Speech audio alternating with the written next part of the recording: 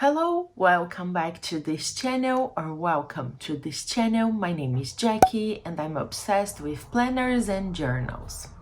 Today, I'm here to share with you my work planner setup in my Hobonichi cousin. I know I've already shared the setup in my Hobonichi A6, the English version, the planner. So I will link that up here and down in the description box if you wanna check that out. But I've moved to a Hobonichi cousin, and to be honest, I will probably go back to the A6 very soon.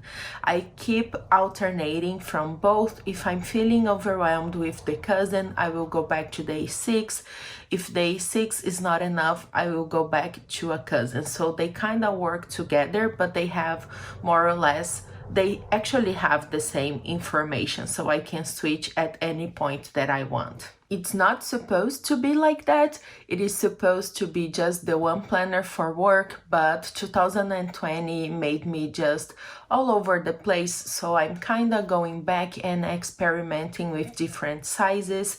And the cousin I know would be the perfect size for me, but I really love the portability or the compact characteristics of the A6, and I also love the bigger grid space of the English version, the Hobonichi planner. So I keep going back and forth, but this video is all about the cousin, so I will try my best to not talk a lot and be brief, because I don't have a lot of time to film and I'm still having some eye issues, so I can't be in front of the computer editing for a very long time.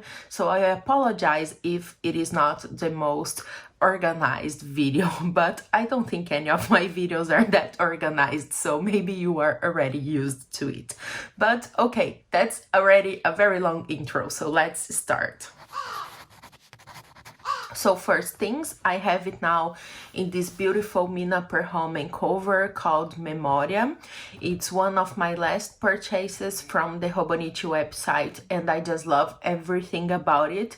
I really love the texture of the cover. The Mina per Home covers usually have this beautiful texture. So I don't have a cover on cover in here because of course I'm not leaving my home. So I don't really have to worry a lot about it getting dirty or just ruining the cover. So I just like touching it, and if I'm in a meeting, it's really nice because I can just keep touching my cover. Oh my god, that sounds bad, but I think you know what I mean. And it's really nice, it makes me really happy. It's more rustic, I don't know, I really love the texture of this cover. I'm even considering getting one for my A6 as well because I really enjoy it. Before I open this cover, I just want to say that it is a very minimal setup. I think it goes beyond minimalist, it's very minimal. I haven't done much yet because I'm going back and forth with my A6, and because I'm not leaving home, I actually don't need to carry a lot of things around with this cover. So when you open it, you will see that I just have the little cards that came with the cover right here.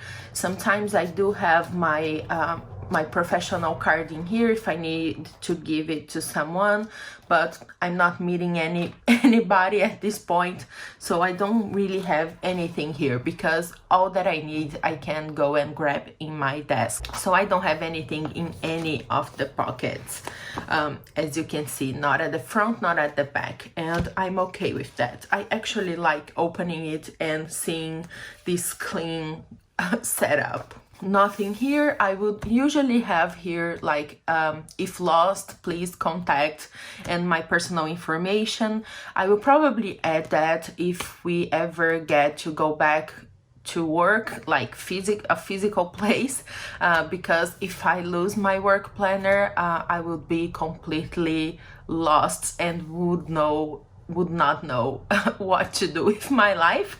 So it's really important to me, but I haven't done that yet. Right here, I just have this paper clip with Edgar Allan Poe. This was a gift from a very special friend for me, and it means a lot, so I keep moving it from planner to planner. Oh, and I'm writing a thesis on Edgar Allan Poe, so it's perfect. The calendar view I usually use to mark down conferences. I'm behind, I need to get back here, but I really do refer back to this part of my calendar. I just love seeing the conferences I attended in the past year, the ones I'm currently attending, and if we have any planned for the future.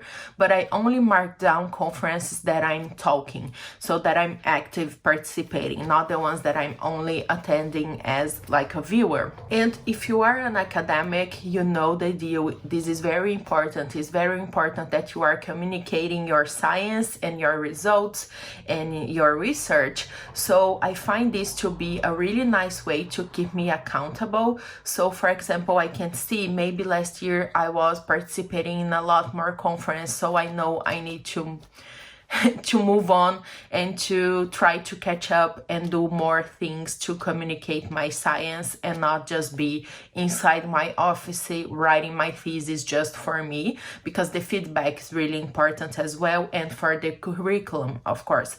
So I love using this spread for that. And what I will usually do is I will just mark down the date or dates of that conference, but usually I will just put a circle around the day I actually participated, and then I will just draw an arrow and write down the name of that conference, and usually the country as well, because usually I like to have international conferences as well. So I really refer back to this spread. Moving on, another spread I need to get back to. Oh my god, that's why I love doing these videos, because it reminds me that I need to fill pages in my planner that I will need to reference back later on, but I'm only seeing that it's blank for now. But these I just used as an index for the daily pages.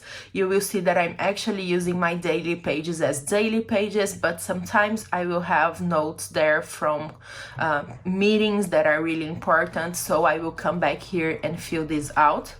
I don't have a lot of things to fill here because I won't reference back to every single page. So I will just annotate here the days that are actually important and that I know I will need to reference back later on, maybe throughout this month, maybe throughout the year, or maybe even from 2 years from now or more. So I really want this to be clean and only the more important things. And I will do that for the full year. Now we are moving on to the monthly view, and you will see that so far it's very similar from what I do with my A6 as well, because I just love the setup. The only difference between them will be the weekly views, of course. So for the monthly views here, I'm sharing with you December because I was just so excited to start this planner that I could not wait for January, because the weeklies and the dailies only start in January, but I was already using the monthly for December. And what I do here is my monthly is basically for project management, which is what you will see in pencil, and important dates and deadlines and appointments as well. Before using an A6 for a while, I would only mark down appointments in the weekly views. But since the A6 do not have a weekly view, I was heavily using the monthlies for appointments, and I actually prefer that. So this is working as a bullet journal, and you will see that I use a lot of things from the bullet journal method, the book. And I just love using this as my future log, and I think it works really well for that purpose.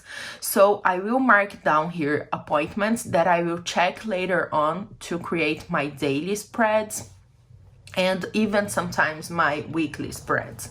But the way I like using these is I do have a little bit of color coding, but it's very, very subtle. And I just mark down when I have meetings. So I know anything with this kind of bluish color or greenish color is a supervising meeting. I also have blue for just thesis related stuff. So deadlines for chapters or things that I'm actually doing directly for my thesis. Anything yellow is personal, so even though this is my work planner, if I have an appointment that is personal, it will interfere with my work because I won't be able to schedule any meetings or I won't be able to work as much that day. So I do find it fitting to have all my appointments here, even if they are personal things and not work related. And it's very easy for me to know that if I need to check where I need to be, I just need to check the one planner and not keep confronting work planner and personal planner. I hope that makes sense. So I really have all of my appointments in here, but I do have the color coding so I know what is for work and what is for personal reasons. I also have, let me see if I have one here. I also mark down deadlines. So if I see anything in pink, I know it's a deadline for a conference, for an article, or for a book chapter. Here I had a deadline, for example, and it really catches my eye. And I've been using like red or pink for deadlines since I started planning. And even before I was in the planning community, whenever I saw red, I know it's something really important, a deadline that I cannot miss. The other parts of the monthly, this is how I use it. So here at the bottom, I usually mark down the most important things I want to do that specific month, or my most important tasks or tasks that I need to prepare for, that are not just an appointment that I can go that specific day. It's something I need to prepare for. So I rewrite that here at the bottom.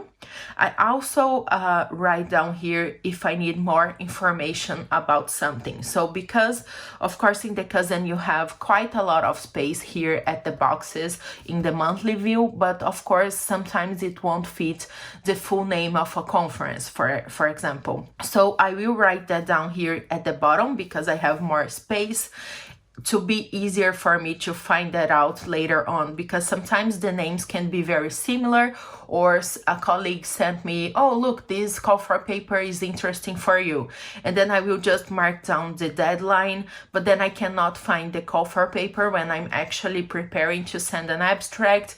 So I like to have more information in here. Maybe it will be the full title, maybe even the website, or maybe how many words I need to write for the abstract. So I leave this space for more specific information and to highlight events that I need to prepare for. And that really works for me because I will prepare this in advance. As you can see here, I already have a couple of stuffs for May, and we are in March now. And then I will probably have a month full of stuff before the month even begin. So when I'm looking for what I have to do at the beginning of that month, or when I'm prepping for my dailies or my weekly view, it's very easy for me to just look here to see what I need to do first or what is more important. So I'm already used to that system, and it really works for me and it saves me time. And I know if I'm feeling overwhelmed, so for example, February was a very busy month. I know maybe for you it won't look so, but here I had to write chapters and I had a full week course. So it was really, really heavy for me because those days that I don't have anything written down here, I was preparing for those moments. And sometimes I would feel overwhelmed. So if I'm feeling overwhelmed, I know I just have to look here at the bottom and start here. So it really helps with a work anxiety for me and helps me to kind of find the priority that I need to work at a specific moment. Here at the side, as you can see, I have stuff written down in pencil. And how I use this, before I used to just make a list here of the things I wanted to do that month, but I find it redundant because I will kind of fit everything together, and you will see that I have my monthly log. You will see that very soon. So I use these to kind of organize my projects by week. So for example, here I had a full week course that I had to prepare for. So what I will do is I will kind of mark down that this week I will be only working for that specific course.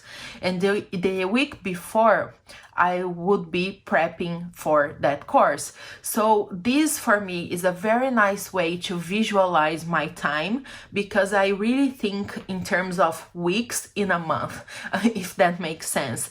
So for example, if I'm going day by day, I can feel that I can dedicate a full day just to research about a specific topic that I'm going to present an abstract.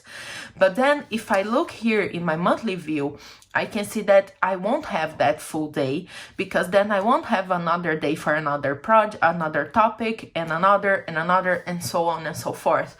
So I use this in pencil because I can move that. It's not permanent, it's temporary. It's just for me to organize what I need to be working on a specific week or group of week. And this works really, really well for me. This is one of the things I love doing the most with my planner. This is the thing that helps me the most with organizing long-term projects. So if you have long-term projects for work, or even maybe for your personal life, I think this is a good thing to do. So it's kind of me creating a chronogram for my projects in here. And then I will move on those tasks to my weekly, not my weekly, but mainly my dailies, because that's where I deal with tasks, as you will see. Yeah, so it's my future log. Whenever I have already a meeting, or I have a deadline, or I have whatever, I will come back here and write it down. I'm not waiting the beginning of the month to start planning in here. So this is my future log. Next, we have the weekly view. And the weekly view is the reason I went back to a cousin, but now it's kind of the reason I'm overwhelmed and I'm moving back to an A6, probably, allegedly. It's because I don't really know anymore how to use the weekly views, to be completely honest. But my main idea is to use the weekly view as time management, as time blocking, because whenever I'm feeling unproductive or I'm not being able to manage my time, this helps a lot, especially if I need to schedule relaxing time so I won't get stressed and overwhelmed even more. And I was using this for a while, as you can see here, and I don't know. At the end, I think the time I spent with the A6 made me realize I don't actually really need this, and maybe time management would be more effective on a daily basis and not a weekly basis, because I was coming back here each specific day to kind of organize that specific day. It is nice to have an overview about how that week went, and I also use color coding here as well, but I was mainly marking down work things, but here I had some personal stuff that I had to mark down because of course I wasn't able to work those days.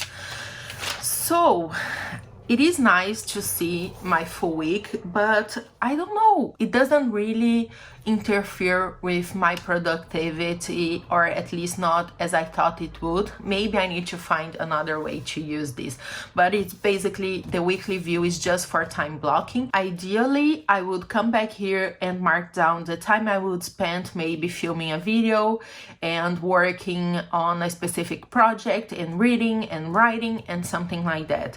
So it wasn't supposed to be what I actually did that specific day. But then I realized I was not doing that, and then at the end of the day I would come back here and kind of fill out what I was doing. So it was becoming more like a record thing, which is not really necessary because I don't really need to see that for my work. So I don't know, I will probably keep trying to do that at one point, but if it's not working, it's not working. And I wasn't doing that for the beginning of the year. As you can see here, I have blank pages at the beginning of the year, and I have them now as well because I'm not using these, but it can be very helpful for that specific purpose. But I don't really like to plan tasks in here because I realized I'm completely a daily planner person and that's what we are going to talk very soon. Before, I just need to mention the monthly. So here we have my monthly log. That's why I stopped using the left page, the left part of the monthly, the future log. Let me call this the future log. As a task list, because I'm doing that here. This is my monthly log, and this is just perfect as a monthly log. And what I will do is I will mark down all the tasks I need to, or I want to complete at a specific month. And then when I'm planning the next month, the following month, I will look back here and see what I have to migrate or what I have accomplished, and so on and so forth. And when I'm working on my dailies, I will come back here to see if I can fit one of those tasks in here. So sometimes I will mark down meetings and events and deadlines here as well, because I don't want to forget them. So they move from my future log to my monthly log, but I will also mark down texts that I really want to read that specific month. So I really love how this works as a monthly log, and I've been also experimenting with trying to mind map in this space, and that way the cousin size, the A5 size, is just perfect because you have space to create mind maps. You can even switch things this way, and it's just perfect for that. And I did that for February. It worked really well for me, and it helped me to not get anxious about all the tasks I had to do. It was better for me than just a running list like this. Even though I love lists, don't get me wrong, I'm really loving mind mapping, and that's better with the cousin size. That's one of the pros of the cousin size. Now for the dailies, they are truly the main part of my system, of my planning system in here. This is how I'm using. I do miss having a weekly list, task list, but I find that here in the week list, I don't really like the space that I have here at the left. I find this to be smaller than I need, and I just don't like how it looks when I have a task here, at least with my handwriting or with the way I think about things. It doesn't work for me. So what I'm doing is on Sundays, I will create a kind of task list for the following week. And this is very important for me for a couple of reasons. It helps me to get ready for the week, and I will do this ideally on a Sunday. And also it helps me to limit my work hours on a Sunday, because before I would just work all weekend long, and now I'm really trying to be more mindful and relax on Sundays. But if I'm feeling guilty for not working on Sunday, this is the thing I can work on. It doesn't take a lot of time, and it already gets my mindset ready for the week that is following. But if I want to relax all Sunday long, I will do this Monday morning, no problems. I'm really trying to learn that being busy, it's not the same as being productive, and I'm trying not to overwhelm myself because my health is feeling a lot of that, and I need to take care of my mental health as well. So I love doing this because it kind of reminds me that I should not be writing lists for a Sunday. Of course, sometimes it will happen, and that's okay. And I will just divide the page into sections, one for the tasks for that specific Sunday and the other one for the week. And here I will just use a gray Tombow marker to highlight the week, and I will mark down the number of the week and the days that it referred to. Another thing that I started doing that I love is just highlighting here the most important tasks for the day and for the week, because I'm one of those people that will just write down a lot of minor tasks throughout the day so they can feel more accomplished and productive, but at the end you are just procrastinating and postponing the things that you really need to deal with. So I started doing that. For now, sometimes I will have 5 more important things for a week or for a day, but I really want to kind of downsize this for maybe just 2, or maybe the one most important thing that I need to work on that specific day. And then I can break that task down here at the bottom part, because that helps a lot as well.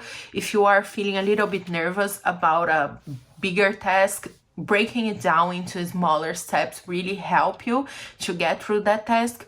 But the thing is, the minor tasks were usually not related to that main task, and they were just for me to postpone it basically and not feel guilty about it. So I'm trying to be more mindful of that. So whenever you see this little line with tasks here to the side, that's what I'm trying to do. And I will mark down the other minor tasks here at the bottom, or sometimes I will refer back to a task that it is here, and then I will break it down, as you will see in my dailies quite soon. So moving on, this is how my dailies will look. At the top of the page, I have the main tasks that I want to work on. And if I have an appointment, it will be the first thing I have in here, an appointment or an event or an important thing that I need to reference. So it's perfect because Hobonichi already has just 5 little boxes right here for you to mark down those more important tasks. And sometimes I will have just 2 or just 1, and I try to mark them down by priority order, if that makes sense. I know priority should be just the one thing, but I guess maybe importance order, because at the end of the day, I know what is most important is to have these tasks at least started, as you can see here, and not all of the other things that I'm doing here at the bottom. But as you can see, for example, here I have this peer review task right here in my priority list, or I saw someone call it the MIT, most important tasks, and I found that really fun. I wish I could remember who it was. If you know, let me know, because I want to give credits, and if I figure out who it is, I will pin a comment down there so you can check her channel. But I found it's perfect. That is it, the most important task of the day. But as you can see, I wrote it down back here, not as, if it doesn't have a dot, it's not a task, it's just a title or something. It's usually a title, because if it is a note, I will use a dash. But anyhow, I will mark down that same name here, but then I will break that down into minor tasks that I need to do to get that done with. And this really helps me to kind of not feel overwhelmed.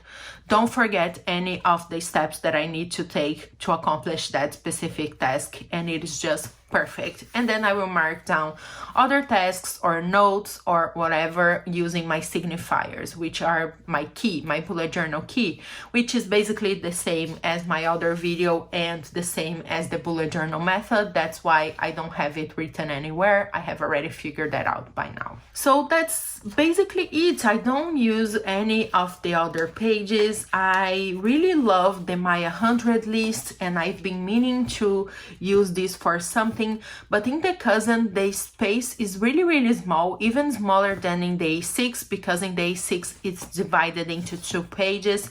So I don't feel like writing anything here. At first I was going to use it as a to be read list, but I don't know, leave me some ideas. Or for work, I really don't know how to use any of the other pages, so I don't use them. And that's basically it for my Cousin as a work or a study planner or as a bullet journal. I hope you enjoyed this video. I know it was super long, but I really wanted to get into more details in case you are just needing some ideas on how to organize better your work, or maybe your school work or your teaching work, or whatever work you need to get done. And thank you so much for watching, and I will see you soon. Bye bye.